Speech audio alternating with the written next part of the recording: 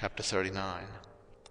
And Joseph was brought down to Egypt, and Potiphar, an officer of Pharaoh, captain of the guard, an Egyptian, bought him of the hands of the Ishmaelites, which had brought him down thither.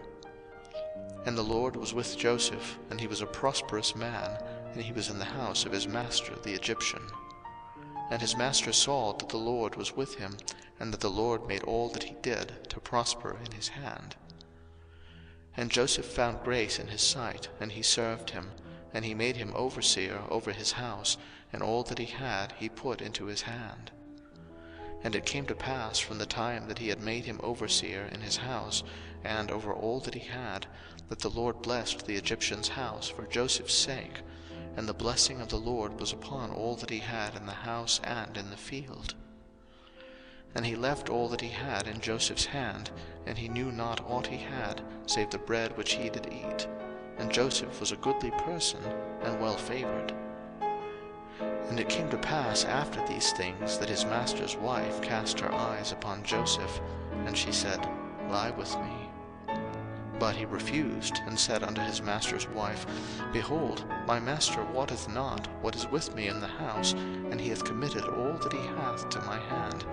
There is none greater in this house than I, neither hath he kept back anything from me but thee, because thou art his wife. How then can I do this great wickedness, and sin against God? And it came to pass, as she spake to Joseph day by day, that he hearkened not unto her to lie by her, or to be with her. And it came to pass about this time that Joseph went into the house to do his business, and there was none of the men of the house there within. And she caught him by his garment, saying, Lie with me. And he left his garment in her hand, and fled, and got him out. And it came to pass, when she saw that he had left his garment in her hand, and was fled forth, that she called unto the men of her house, and spake unto them, saying, See, he hath brought in an Hebrew unto us to mock us. He came in unto me to lie with me, and I cried with a loud voice.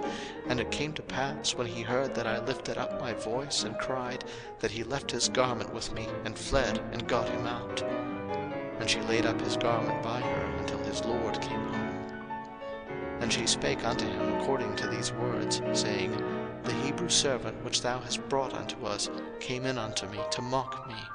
And it came to pass, as I lifted up my voice and cried, that he left his garment with me, and fled out.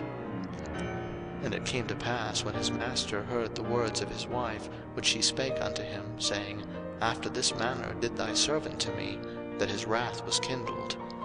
And Joseph's master took him, and put him into the prison, a place where the king's prisoners were bound, and he was there in the prison.